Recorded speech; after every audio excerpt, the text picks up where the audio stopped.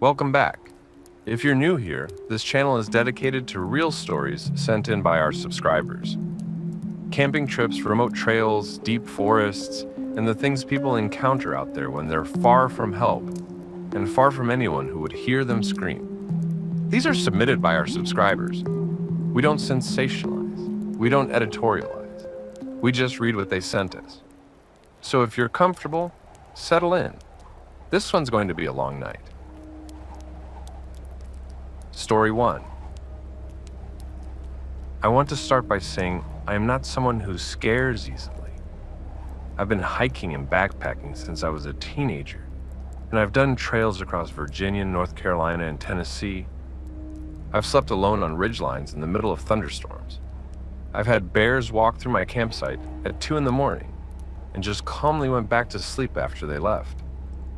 So when I tell you that what happened to me on a trail off Skyline Drive 3 years ago genuinely changed the way I approach being alone in the backcountry, I need you to understand that it is coming from someone who considered himself about as unshakable as you get.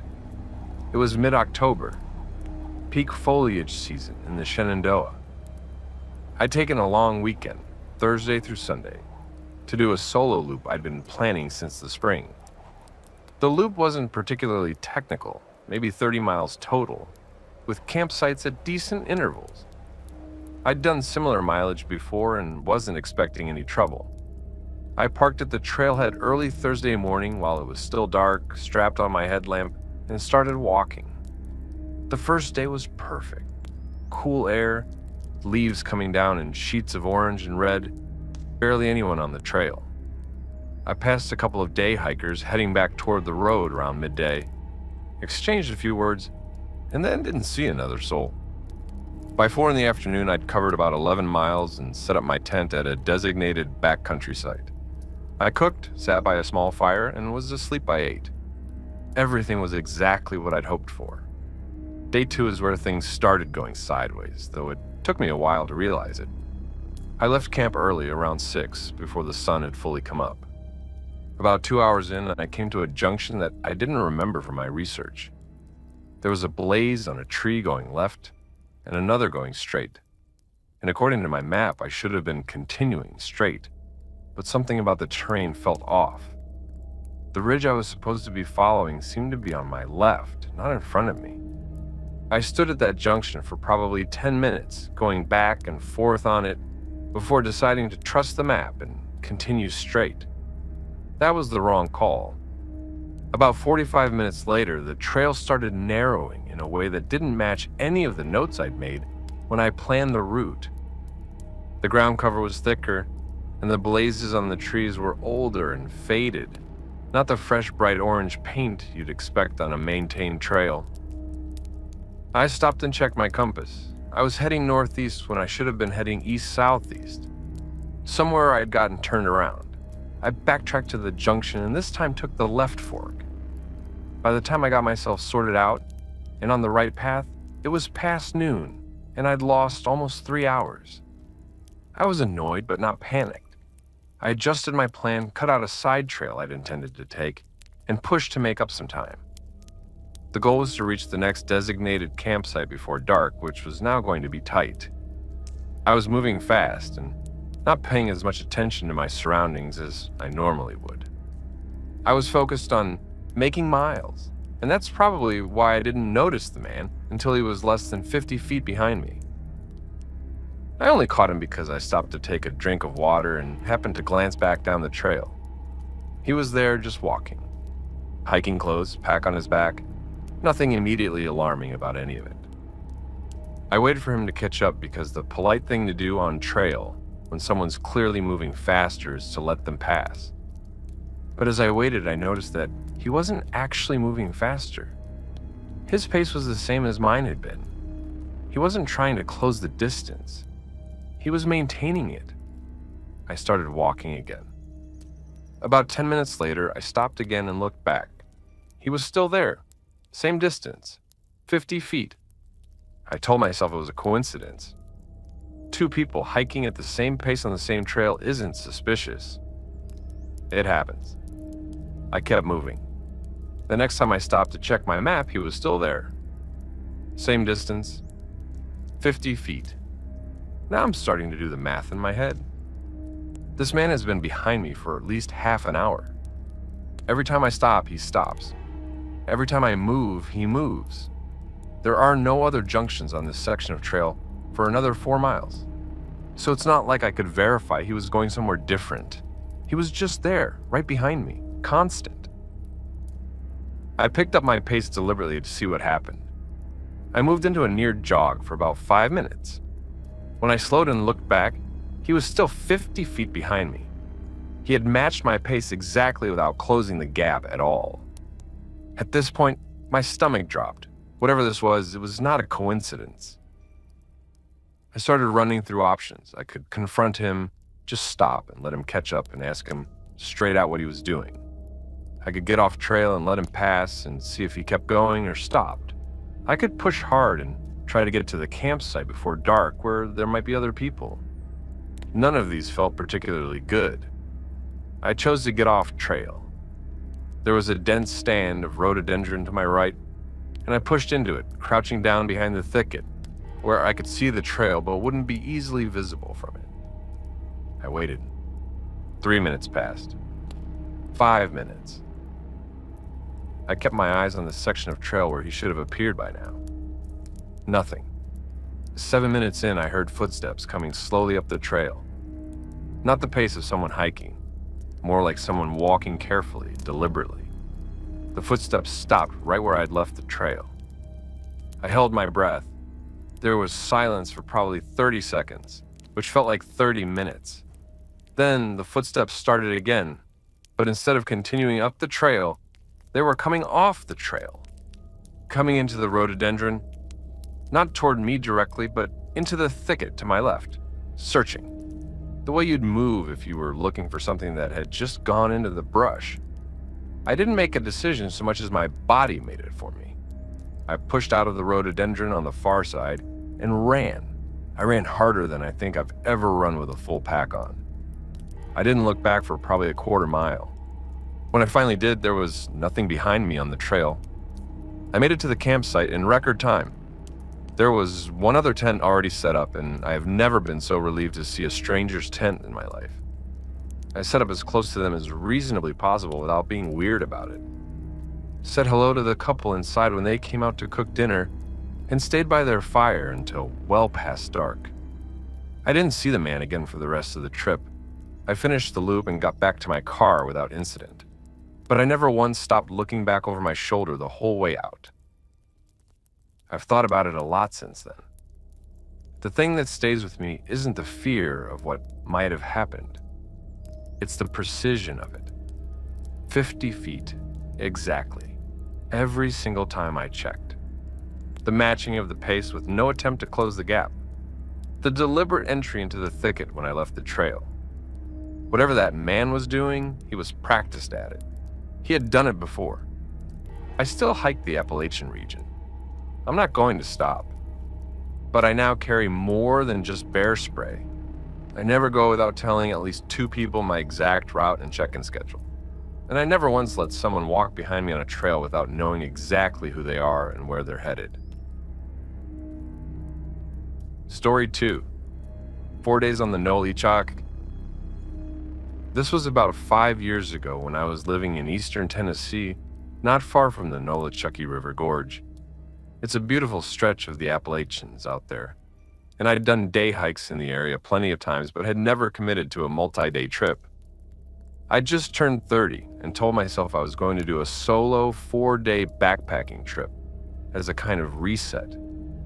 Work had been rough, my personal life was a mess, and I needed to be somewhere with no phone signal and no people. I got the no phone signal part.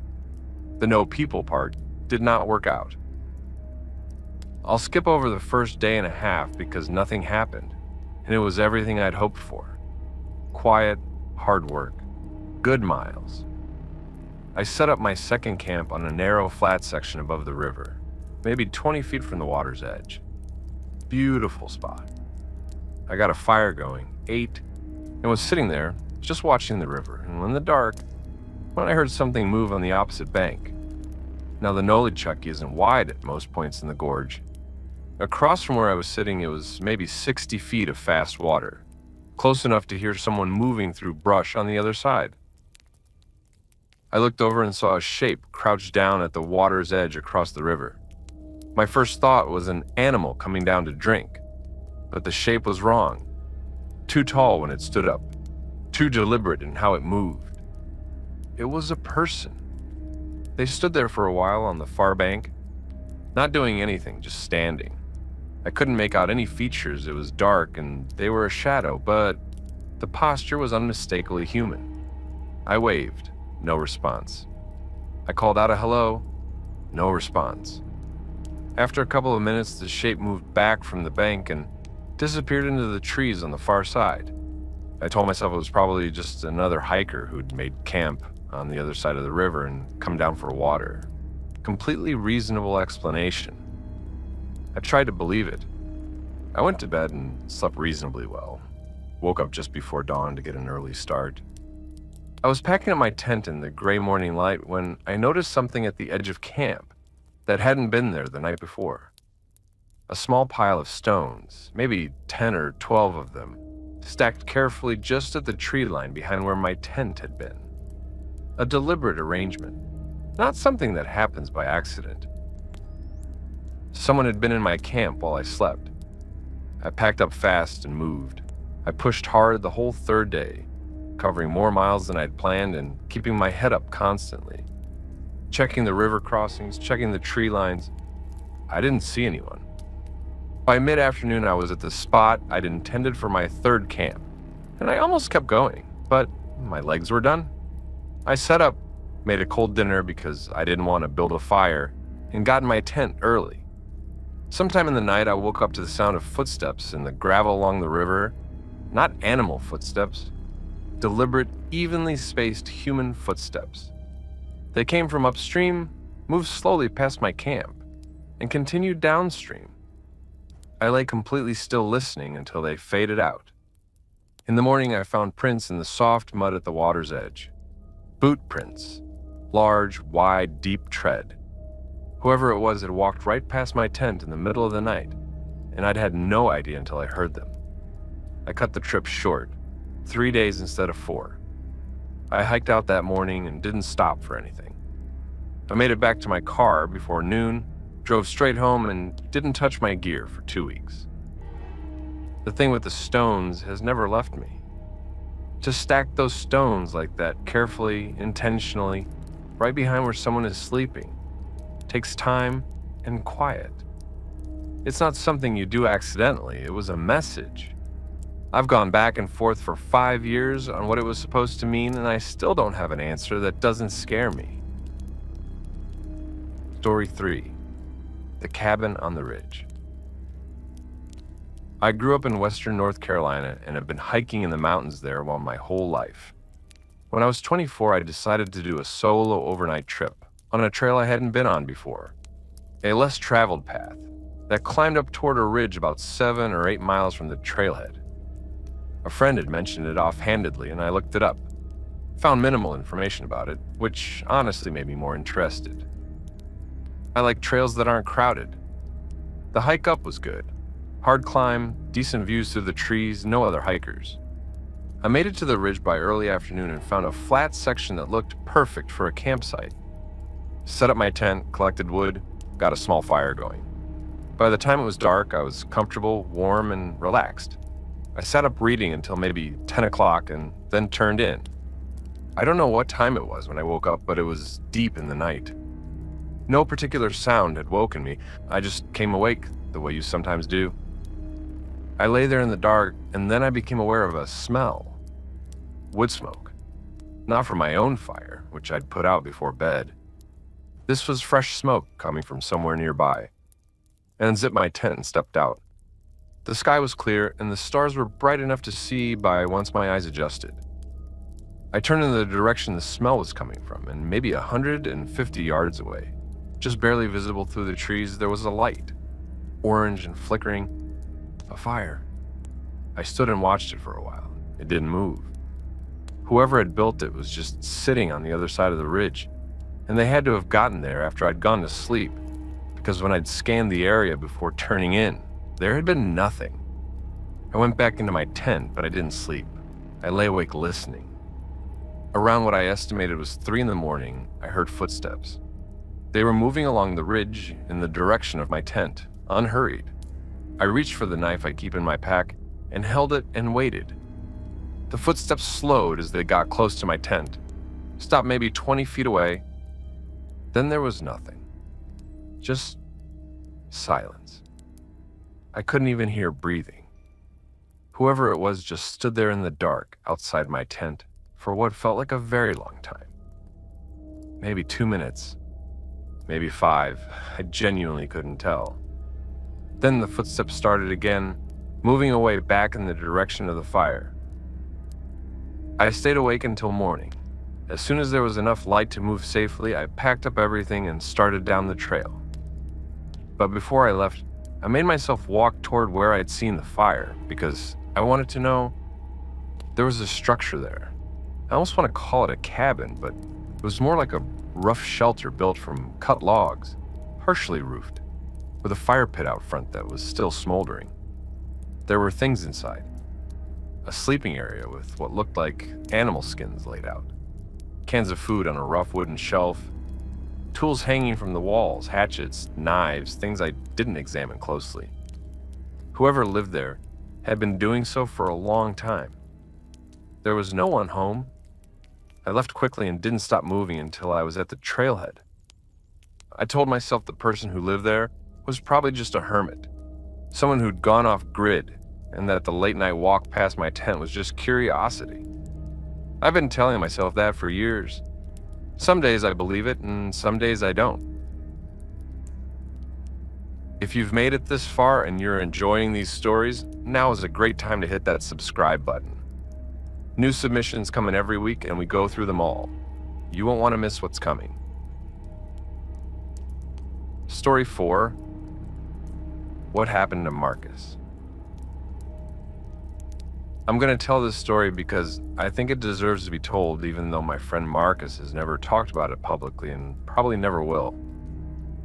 I've changed his name and I'm leaving out enough details that he won't be identifiable. I was there for part of it, and what I know of the rest he told me in pieces over the 2 years after it happened.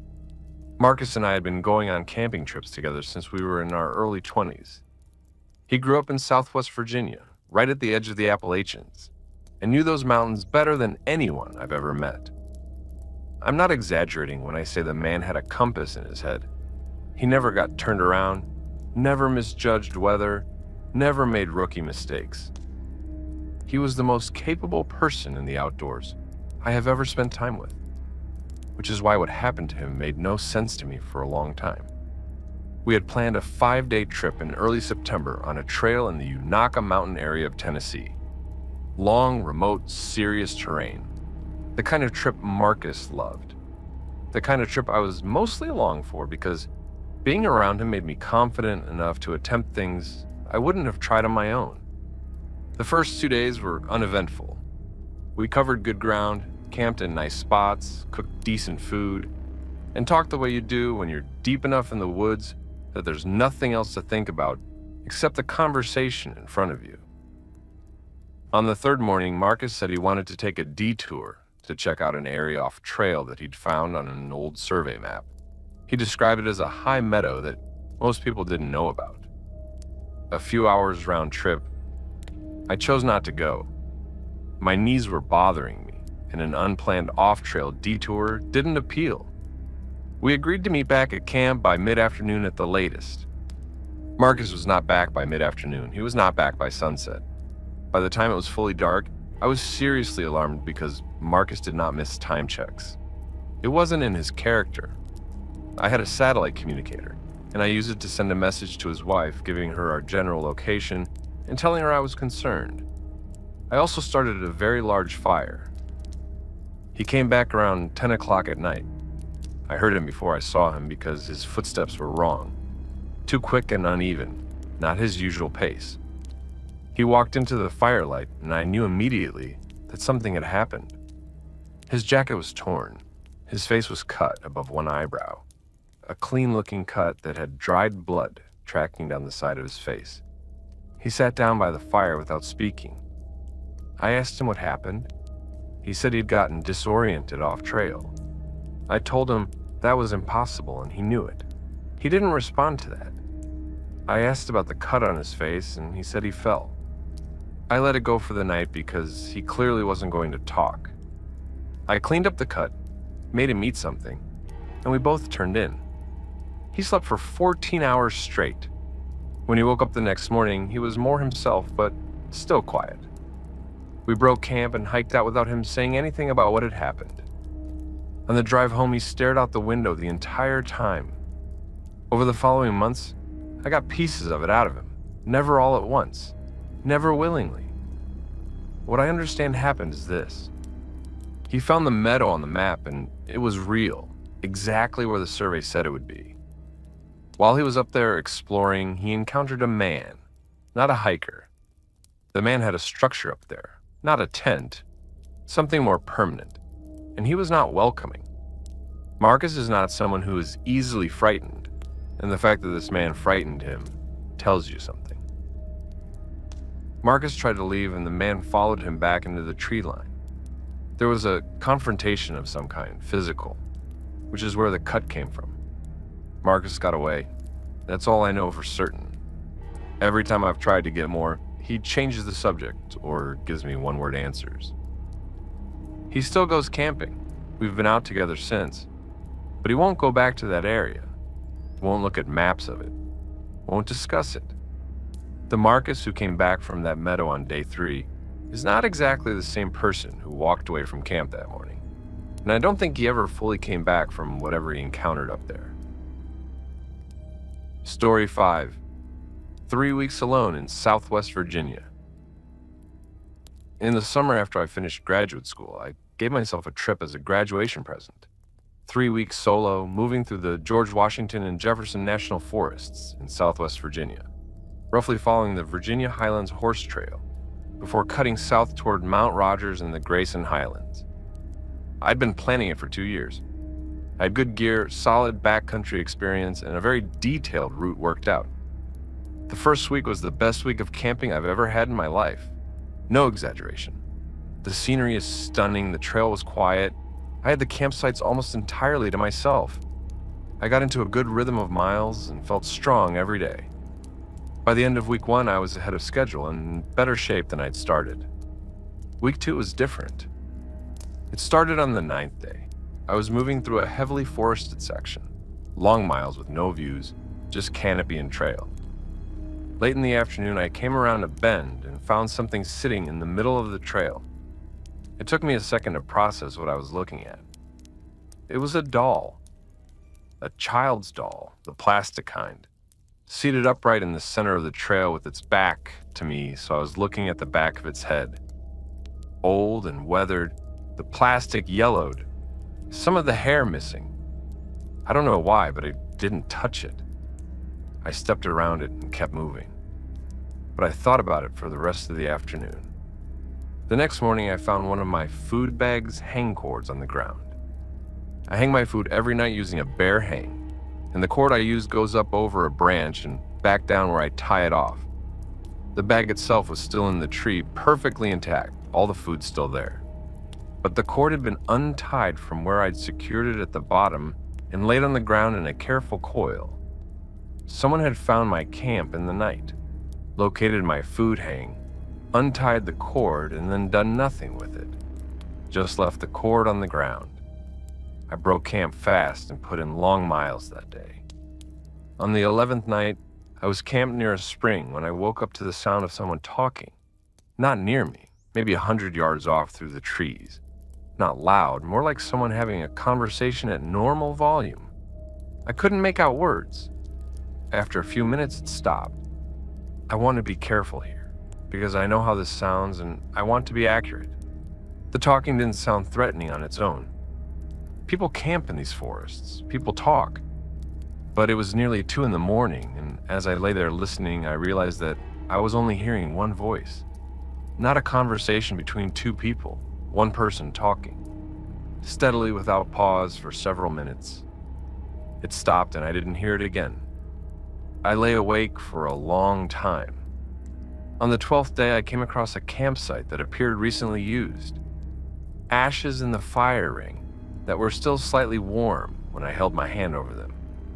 A tin cup next to the ring, boot prints all around. Whoever had been there had left within the last few hours. What stopped me was what was arranged in the ashes, bones. I am not a hunter and I'm not trained in any relevant way, but they looked like they were from a small animal, probably a rabbit or something similar, and they were laid out in a deliberate pattern in the center of the fire ring. Not just dumped, arranged. I didn't camp that night. I kept walking until I ran out of light, and then set up my tent with no fire, ate cold food, and lay awake listening to the forest. Day 13, I saw someone. They were maybe 200 yards ahead of me on the trail, moving in the same direction. I only had them in view for a few seconds before they turned off the trail to the right and disappeared. They were wearing dark clothing and moving at a good pace. No pack that I could see. I slowed down. I waited at the point where they'd left the trail for a full 5 minutes, watching the tree line before moving past. I didn't see them again that day or the next. I completed the trip, all 3 weeks. But I want to be honest and say that the last 9 days were not the experience I had planned. I was vigilant in a way that was exhausting. I barely slept. I didn't make fires for the last 5 nights. I moved faster than I'd intended and cut out some of the side trails I'd wanted to take. When I got back to my car and drove out of the mountains, I sat in a gas station parking lot for 20 minutes just breathing. I've never been so relieved to be somewhere with streetlights. Story 6. The sound outside the tent in Pisgah. Me and 2 friends, I'll call them Derek and Sadie, went camping in the Pisgah National Forest in North Carolina about 3 years ago. We were all in our late 20s, all had camping experience, and had done a few trips together before. This was a long weekend, Friday night through Sunday morning, on a trail we'd done once before and liked.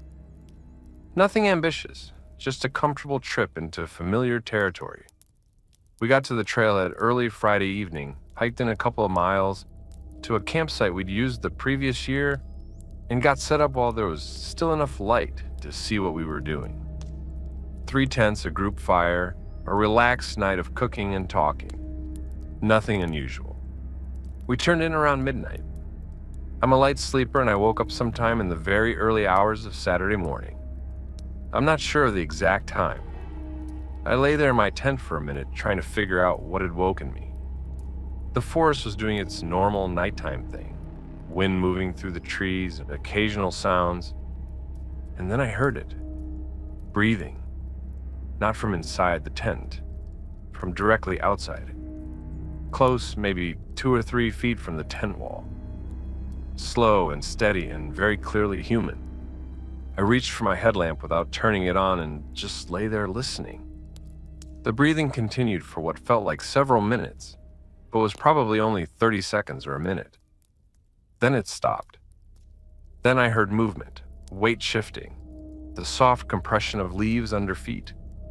The footsteps moved away from my tent, and I heard them moving toward where Derek's tent was set up, about 15 feet away. I got out of my sleeping bag and unzipped the tent as quietly as I could and stepped out. Derek's tent was dark and still.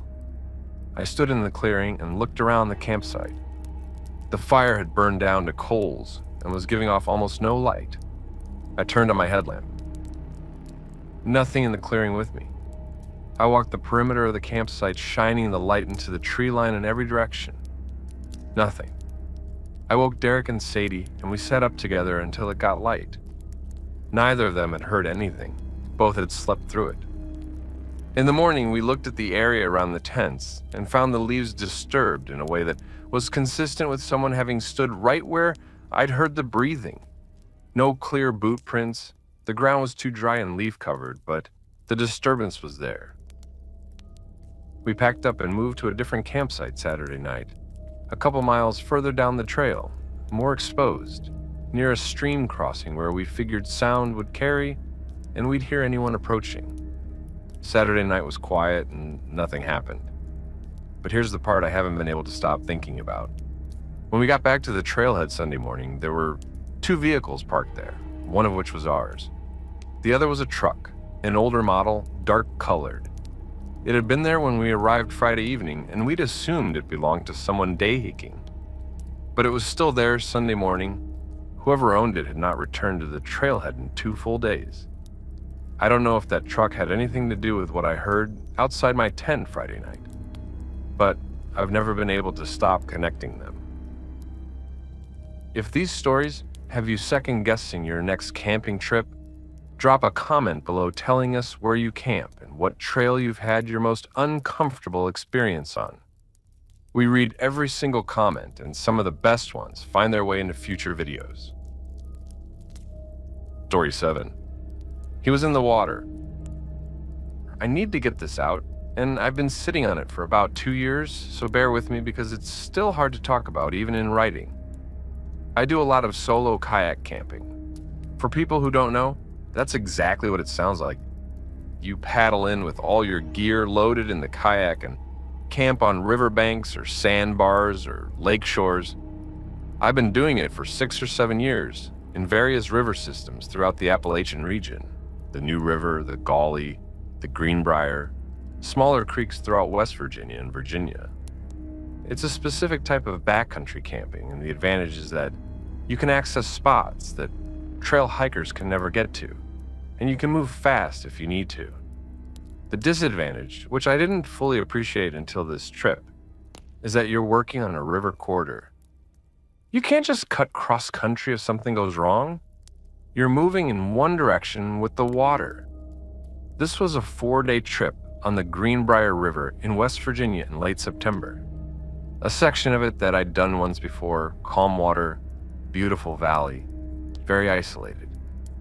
I had put in at a small access point and had roughly 40 miles of river ahead of me. The plan was to paddle 10 to 12 miles a day and camp each night on the bank. First day and night were fine. Good water, found a nice sandbar to camp on, slept well. Second day, I started noticing something following the river, on the bank. It would have been easy to miss if you weren't paying attention, but I was out there alone, and I had nothing else to focus on. So I was watching everything. There were sections of bank where the vegetation had been pushed through recently, broken branches, bent grass, in a way that was consistent with something large moving parallel to the river. Too sustained and directional for deer, moving at roughly my pace. I paddled faster. Whatever it was matched the pace. I want to be very clear that I told myself this was an animal. Black bear or possibly deer, even though the pattern seemed wrong. I wanted it to be an animal. I pushed my daily mileage and made camp on the second night well after dark, setting up my headlamp on a high bank above the river. I was tired enough to sleep despite being uneasy. Around 3 in the morning, I woke up to a sound from the river below me. A quiet, methodical sound that I couldn't immediately place. I lay in my tent trying to figure out what I was hearing. It was rhythmic, evenly spaced. After a minute, I realized it was the sound of someone walking in the shallows. The quiet splash of each step and a few inches of moving water. The steps came up the river from downstream. They slowed as they got below my campsite. Stopped. I was 12 feet above the water line on the bank. From where I was lying in my tent, I couldn't see the river. I could only hear it. The footsteps in the water didn't move for a long time. Maybe 10 minutes. I lay absolutely still, not even wanting to shift my weight in the sleeping bag. Then they started again, this time going upstream, past my position, and fading out. I did not go back to sleep. At first light, I looked over the bank at the river below. There were impressions in the sandy mud at the water's edge directly below my campsite. Shoe prints. Someone had been standing in the river below me for an extended period of time in the middle of the night. I was on the water by 6 in the morning and I pushed hard. I paddled until my arms gave out, took short breaks, and paddled again. I covered 16 miles that day and took out at the first road access point I could reach, which was not the planned takeout point. It took me a week to stop jumping every time I heard an unexpected sound. I've thought about it so many times. The thing about the river corridor that gets me now is the thing that should have scared me going in. You are visible on the water. Anyone on either bank can see you at all times. A person could follow a kayaker down a river for days, and the kayaker would never know, because you're looking forward, not at the banks. I don't know how long someone had been tracking me on that trip. It might have started that first day. It might have been longer than that. I don't know. Story 8. What we found at mile marker 23. My hiking partner Sarah and I have been doing a section-by-section completion of a long trail in the southern Appalachians for the past 4 years. We work it in chunks whenever we can, both get time away, usually long weekends and the occasional full week. We've covered maybe 2/3 of it at this point. Most of it has been beautiful and uneventful in the best way. One section about 2 years ago was not. We were doing a 4-day stretch that crossed some of the more remote parts of the trail, away from the popular sections that see heavy thru-hiker traffic. We weren't expecting much company, and we got very little. Saw 3 other hikers the entire first day, and nobody after that. On the afternoon of the 3rd day, somewhere around what a trail marker told us was mile 23 for that particular section, we found a pack. It was a serious pack, an internal frame, the kind you buy for long multi-day trips. It was leaning against a tree about 10 feet off the trail, as if someone had set it down and walked away. Not dropped, placed. We stopped and looked at it for a minute without approaching, just taking it in. There was no one nearby. No tent, no sign of a camp. The pack was sitting in the middle of nowhere, miles from any trailhead. Sarah and I debated for a minute and then approached it. The pack was loaded, full, heavy, fully loaded. The hip belt was fastened. The compression straps were done up. Everything was organized and ready to hike. Whoever had set this down had not been planning to leave it. We opened the top pocket. Inside were the usual small items you'd keep accessible. Energy bars, a lighter, a small first aid kit, a folded piece of paper. We unfolded the paper. It was a hand-drawn map, detailed, careful. It showed a section of terrain that did not correspond to the trail we were on, a different set of ridges, a creek, and a location marked with an X. Below the X, written in the same careful hand, were the words, "Don't come here." We put the paper back. We looked at each other for a moment. We stepped back onto the trail and kept moving. Neither of us suggested anything else. We just kept moving. We reported the pack to trail maintenance volunteers when we got out, and eventually it made its way to the local sheriff's department for that county. About a month later, I followed up with a call to that department. They had found the pack's owner through a tag inside. The owner had filed a missing person report, not for themselves, for a friend they'd been hiking with, who had not come back from a solo walk-off trail in that same section. As far as I know, that person was never found. I've wondered for 2 years who drew that map and who wrote those words. I've wondered if the person who was lost knew about the X on the map and walked toward it anyway, or away from it. I've wondered what is at that location. Sarah and I finished that section on a subsequent trip and didn't stop at mile 23. We didn't even slow down. Story 9. The last night on Roan Mountain, I was 26, and this was my first solo backpacking trip ever. I want to be upfront about that because it matters. I had done plenty of camping with other people and had good basic skills, but I had never been out overnight completely alone. I chose Roan Mountain in Tennessee, partly because I'd read it was stunning, and partly because the trail was clear and well-maintained, and I figured I couldn't go too wrong. I was wrong about that. I'm not going to pretend the early part of the trip was anything but great, because it was. The balds on Roan are unlike anything I'd seen before. Wide open grassy areas above the tree line with views in every direction. I felt confident and capable all the way up. Made my first camp at the edge of a forest below the bald, cooked a good meal, sat out watching the stars, felt like I had this whole solo camping thing completely figured out. Day 2, I walked the bald and explored, and it was everything I hoped it would be. By mid-afternoon, I was setting up for my second night, this time in the trees a bit further down the mountain to get out of the wind. Still within a reasonable walk of the open bald. This is when I noticed a man watching me. He was at the edge of the tree line, maybe 60 yards away, just standing. Not hiking, not looking at the view, looking at me. I noticed him while I was pitching my tent, and I stopped what I was doing and looked at him directly. He didn't move or react to being noticed. He just kept watching. After a minute, he turned and walked into the trees and was gone. I finished setting up camp and tried not to think too much about it. There were other hikers on the mountain. I'd passed several that day. The man was probably just pausing, probably just curious. I told myself this for about 4 hours while I sat at my campsite, increasingly unable to relax. I made dinner and cleaned up and got everything into my bear hang, and was in my tent by 8:30, much earlier than I'd planned. I lay there reading and listening to the wind in the trees.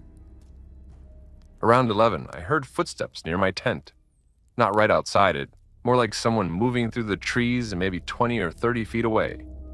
The footsteps moved around the perimeter of where I'd set up, not in a straight line, in a way that suggested someone circling the campsite. They made a slow circuit and then moved off. I told myself it was an animal. I told myself this very firmly. 40 minutes later, the footsteps came back. Same pattern, a slow circuit of the campsite, staying 20 or 30 feet out in the trees, not approaching but not leaving. This time they stopped on one side of the tent and stayed there for a while, long enough that I stopped telling myself it was an animal. I am not proud of how scared I was. I lay in that tent holding my knife with both hands and trying to remember how to breathe normally. The footsteps eventually moved off again. This time they didn't come back. I stayed awake until 4 in the morning, and then exhaustion took over and I fell asleep.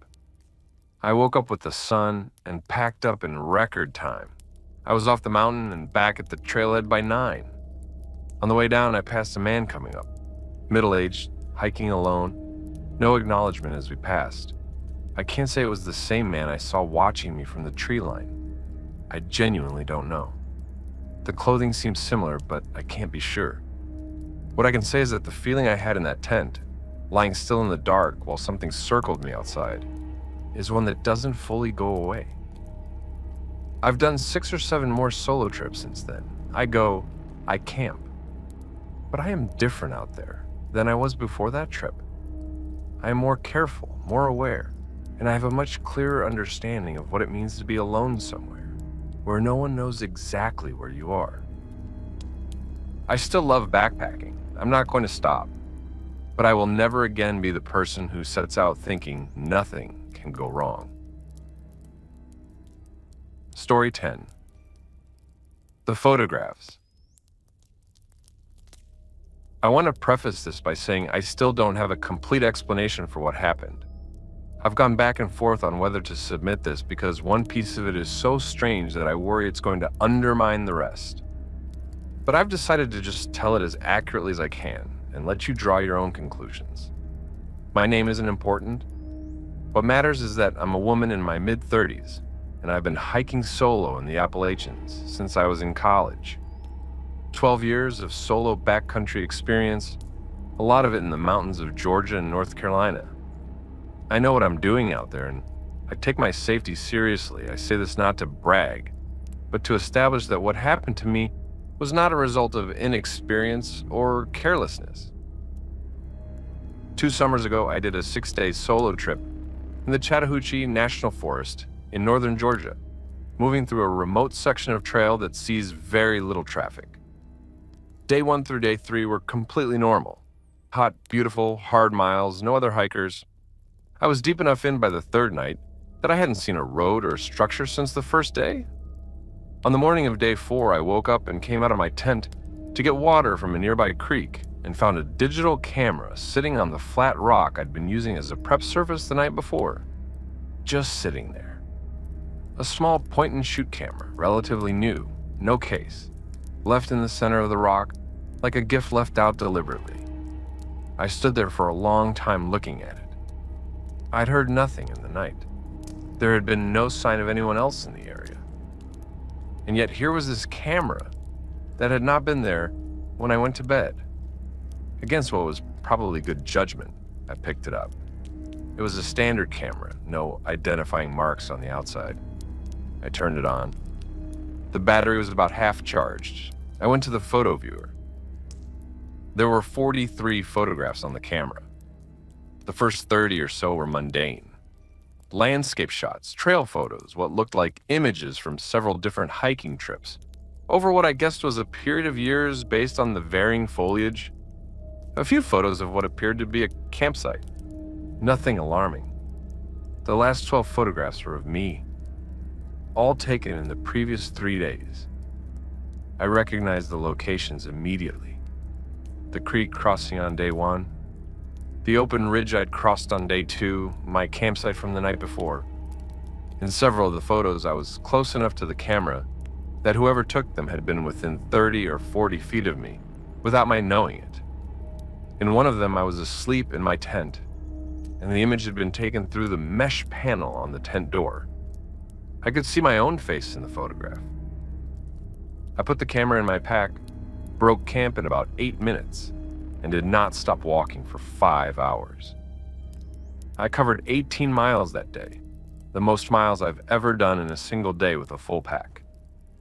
I came out at a Forest Service road, flagged down a passing truck, and got a ride to the nearest town. I reported the camera to the local sheriff's department along with the photographs. They took it seriously, took a report, kept the camera as evidence. I gave a full account of where I'd camped each night and which trails I'd been on. A deputy drove me back to retrieve my car from the trailhead where I'd parked at the start of the trip. As far as I know, no one was ever identified or charged. The deputy I dealt with was professional and took everything seriously, but he also told me that without more information, there wasn't a lot they could do. I never heard back from that department with any update. I have not done a solo trip in Georgia since. I've gone back to Virginia and North Carolina, where I have more established trail networks and more familiarity with the terrain and the people. I've told myself that what happened was an isolated incident, that there is no reason to believe I would encounter something like that again. Most days I believe that, but I still think about whoever was 30 feet away from me while I slept, close enough to photograph my face through the door of my tent, and then walked away and left the evidence sitting on a rock for me to find in the morning like they wanted me to know. That's the part that I can't make sense of. They left it there on purpose. What does that mean? I've turned it over in my mind hundreds of times, and I've never come up with an answer that doesn't keep me awake. Story 11. The road that wasn't on the map. My brother and I have a tradition of doing one big camping trip together every year. We grew up in Kentucky and have spent a lot of time in the Daniel Boone National Forest and the Red River Gorge area. But a few years back, we started pushing further into the Appalachians, trying sections of trail we'd never been on. We're both in our 40s now, experienced enough to handle most of what the backcountry throws at you, and we've had our share of hard trips, weather, injuries, wrong turns. We've managed. What happened on this trip was different because it didn't feel like something nature did to us. It felt like something a person did. This was a 5-day trip in the mountains of eastern Kentucky, moving through a section of trail that cuts through some genuinely remote terrain. The kind of country where old family land and national forest overlap in complicated ways, where you cross from public land to private land and back again, and the boundaries aren't always obvious.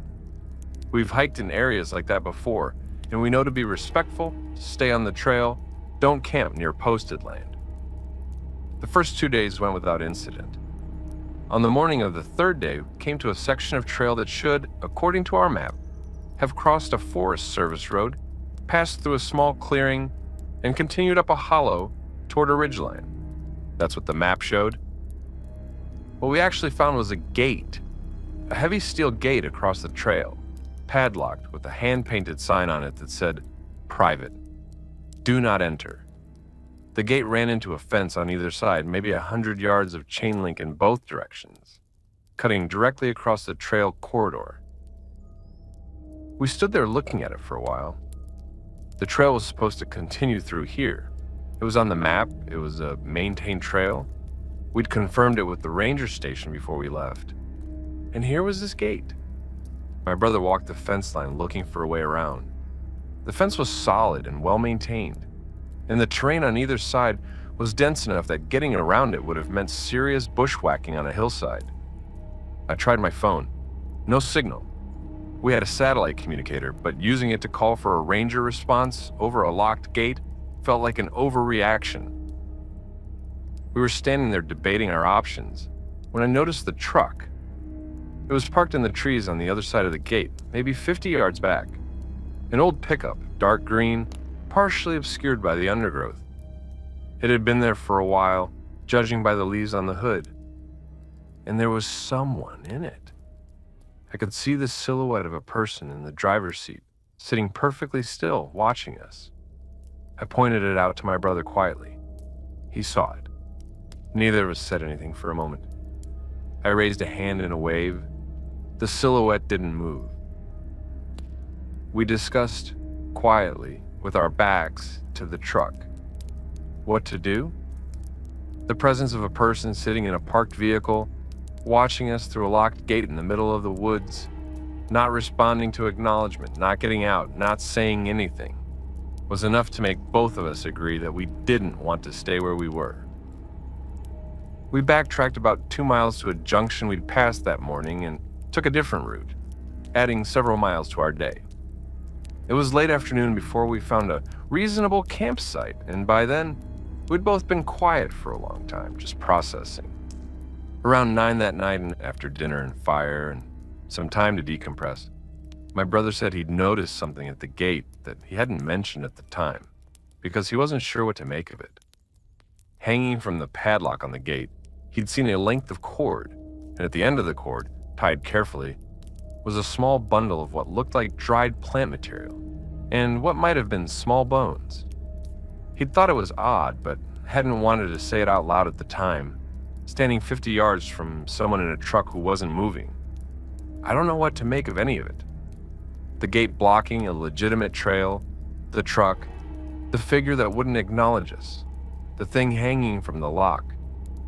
Individually, each of those things might have an explanation.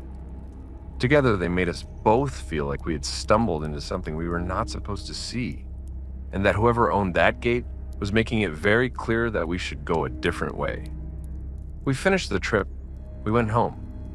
I filed a report with the Forest Service about the trail obstruction, which was a legitimate issue regardless of everything else. They told me they'd look into it. I've checked back twice since then. The trail is still closed at that point. I don't know if it ever got resolved, and I've never gone back to that area to find out. If these stories have you second-guessing your next camping trip, drop a comment below telling us where you camp and what trail you've had your most uncomfortable experience on. We read every single comment, and some of the best ones find their way into future videos. Before you go, if any of these stories sound familiar because something similar happened to you, or if you have your own experience from the Appalachian region that you've been wanting to get off your chest, send it to us. The link is in the description. Every submission is read. We don't share names or identifying information without permission, and we keep everything confidential. The stories on this channel exist because people trusted us with them, and we take that seriously. Send us yours.